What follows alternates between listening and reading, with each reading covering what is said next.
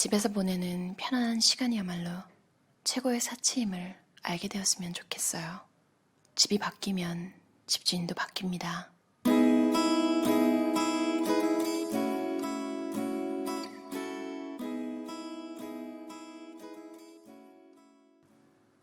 세련된 집이란 대체 어떤 집일까요?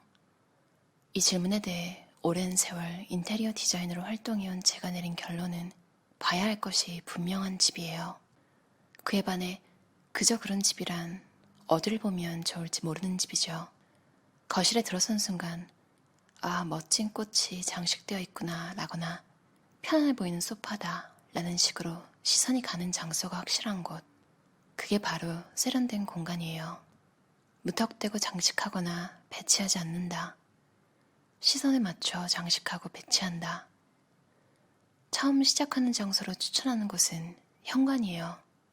공간이 좁기 때문이죠. 시간을 들이지 않아도 금방 변화가 생겨요. 그리고 실패해도 금방 다시 시작할 수 있죠. 동기부여가 잘 되는 장소예요. 또한 현관은 손님이 그 집을 맨 처음 지나가는 장소, 이른바 그 집의 얼굴이죠. 현관의 느낌이 바뀌면 다음에는 거실, 주방, 침실 등 다른 곳도 시도해보고 싶어질 거예요. 조금씩 무리하지 마세요. 집이 바뀌면 당신의 기분도 달라집니다. 집에서 시간을 보내는 것이 편안하고 즐거워집니다. 그 변화를 꼭 느껴보세요. 공간은 문을 열었을 때 우선 무엇이 보이는가로 모든 인생이 결정됩니다. 바닥 면적의 3분의 2는 여백으로 남긴다. 정말 필요한 가구인지 아닌지 따져보면 의외로 불필요한 것도 많다. 하루하루를 어떻게 보내는가를 생각하면 필요한 가구와 필요 없는 가구를 알게 됩니다. 필요 없는 가구는 크기를 줄이거나 아예 처분해 공간을 넓게 보이도록 만드세요. 쿠션은 세련된 공간의 필수 아이템. 계절감은 쿠션 커버로 표현하는 것이 최고. 쿠션은 3개 혹은 5개가 좋아요. 왜 3개 또는 5개일까요? 홀수로 놓으면 활동적으로 보이기 때문이에요. 거실은 쉬는 공간이므로 느긋하게 분위기를 낼 수 있는 좌우 비대칭이 안정적입니다. 장식할 때 아이템은 3개가 가장 좋아요. 같은 물건은 나란히 3개 놓는다. 물건이 너무 많을 때는 색이나 소재로 그룹을 만든다. 물건을 흰색, 갈색, 파란색, 녹색 등 색깔별로 나눕니다. 물건을 나무, 유리, 금속 등 소재별로 나눕니다. 그리고 그 그룹 안에 아이템으로 장식해보세요. 요점은 물건에서 공통점을 찾아내는 것. 이것이 중요합니다. 바닥이나 벽의 색에 가구 색을 맞추면 깔끔하게 방이 정돈된다. 일반적으로 색이 늘어날수록 집을 깔끔하게 정돈하기는 힘들어져요. 초보자는 기본 3가지 배색부터 시작하세요. 각각의 면적비를 6, 3, 1로 하면 균형 잡힌 배색이 된답니다. 식물의 그리는 자연의 색이라 모든 색과 잘 어울리기 때문에 3색에 포함되지 않아도 괜찮아요. 벽의 여백은 90%, 거기서부터 시작한다. 덧셈보다 뺄셈을 기억하자. 레스토랑에서 나오는 예쁜 음식은 식기에 반드시 여백이 있어요. 반면에 수북히 담은 요리는 조금 촌스러워 보여요. 접시에 여백이 있는 게 단연코 고급스럽고 보기에 좋죠. 실제로 요리를 담을 때 요리가 30%, 여백이 70%일 때 예쁘게 조화를 이룬다고 알려져 있어요. 벽도 같은 개념입니다. 제 경험상 가장 균형 있어 보이는 벽의 여백은 80%. 우선은 벽에 장식된 물건을 모두 제거합니다. 그리고 그 중에서 이것만큼은 꾸미고 싶다 라는 것을 하나만 정하세요. 반려동물 사진, 좋아하는 풍경화, 산뜻한 포스터 등 좋아하는 것을 딱 하나만 고르세요. 비율로 말하면 여백이 90%예요. 아이가 무심코 그린 그림도 액자에 넣으면 화가가 그린 것처럼 보이니 꼭 한번 해보세요. 두께가 없는 것은 파일에 넣는다. 두께가 없는 책이나 잡지는 쓰러지거나 휘어집니다. 클리어 파일에 넣어서 화단에 수납하면 깔끔해져요. 책이 많아서 힘들다는 스트레스에서 책을 인테리어로 만든다는 발상으로 바꿔보세요. 분명 지적이고 세련된 공간이 될 거예요. 신발은 적을수록 좋다. 이 집에 가족이 몇 명이더라? 라고 깜짝 놀랄 정도로 신발이 어질러져 있는 현관이 가끔 있어요. 현관은 신발이 적을수록 세련되어 보여요. 가족 인원수만큼의 신발만 나와 있는 상태가 베스트예요. 풍수적으로 현관은 좋은 기운을 끌어들이는 입구. 신발을 잘 수납해 깨끗하게 해두면 재물운이 좋아진다고 해요. 점검해서 필요 없는 우산은 처분하세요. 가족 인원수의 여분으로 하나 정도 더 있으면 충분해요. 우산꽂이는 튀지 않는 심플한 스타일을 선택하세요. 절대 꽉 채우지 마세요. 식기는 색이나 소재를 맞춰 수납하면 정돈됩니다. 흰색 식기 그룹, 목재 식기 그룹, 유리 그룹 등으로 말이죠. 소파는 심플한 것이 좋다. 베이지 계열, 갈색 계열, 그레이 계열이라면 실패하지 않아요. 변화를 주고 싶거나 개성을 표현하고 싶으면 쿠션으로 그때의 기분이나 계절에 따라 간단히 분위기를 바꿀 수 있어요. 유지 보수를 생각하면 가죽보다는 커버링 천 제품이 좋아요. 침대 프레임보다 매트리스에 돈을 쓴다. 매트리스를 오래 쓰려면 정기적으로 방향을 바꾸거나 뒤집어주세요. 멋진 원단으로 커튼을 만들면 아름답고 하루하루 생활이 즐거워져요.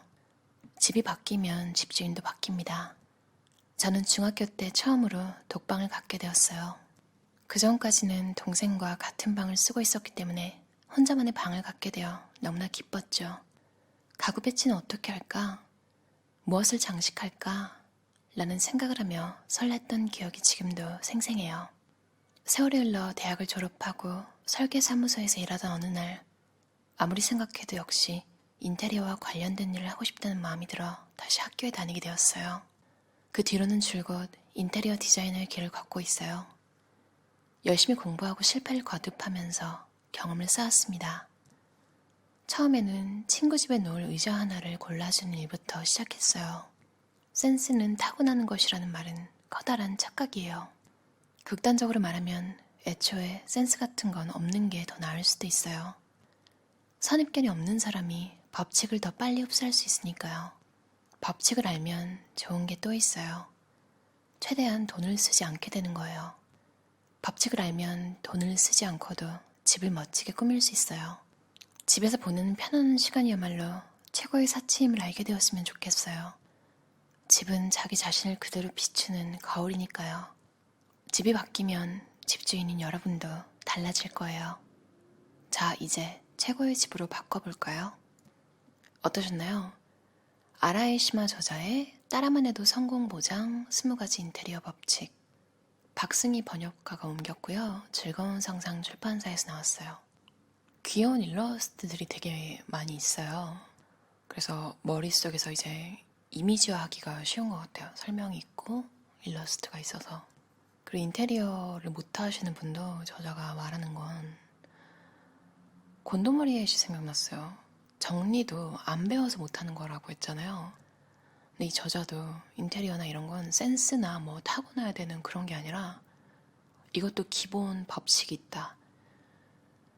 공부도 그렇잖아요. 뭔가 기본을 닦고 나야지 응용이 되고 창의적인 게 나오는 건데 이 저자가 책에서 말하는 게 여러분들도 다 각자 취향이라는 게 있잖아요.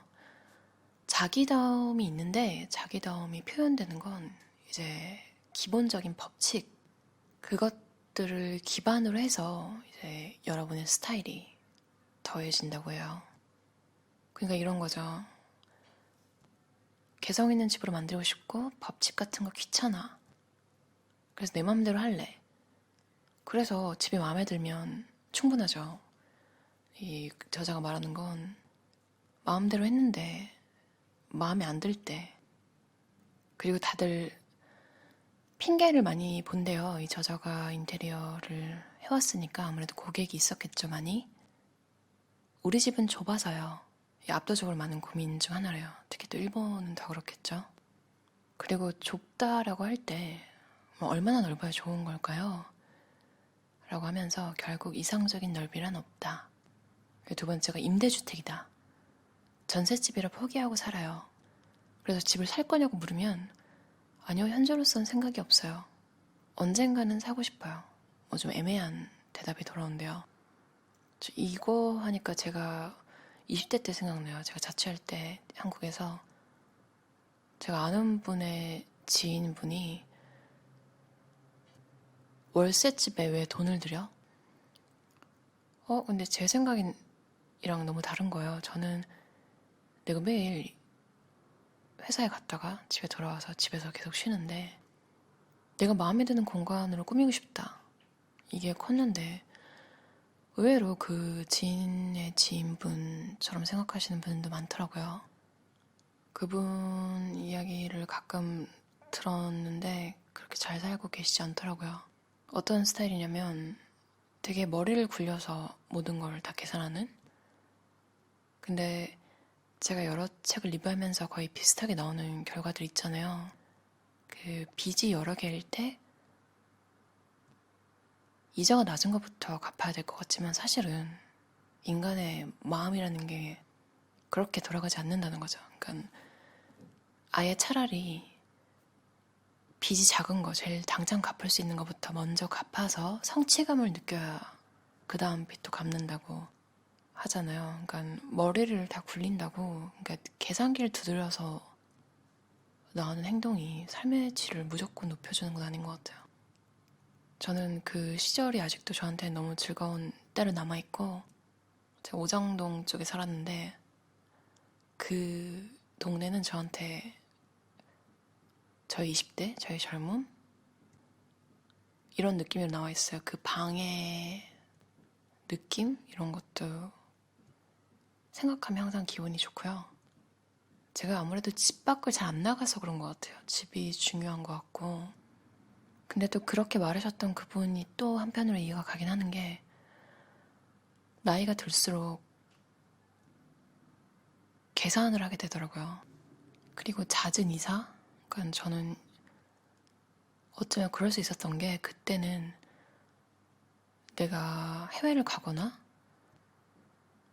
뭐 크게 이사를 가거나 그럴 거란 생각을 안 했나 봐요. 삶이 언제든 바뀔 수 있다. 그러니까 어떻게 보면 이 트라우마인가요?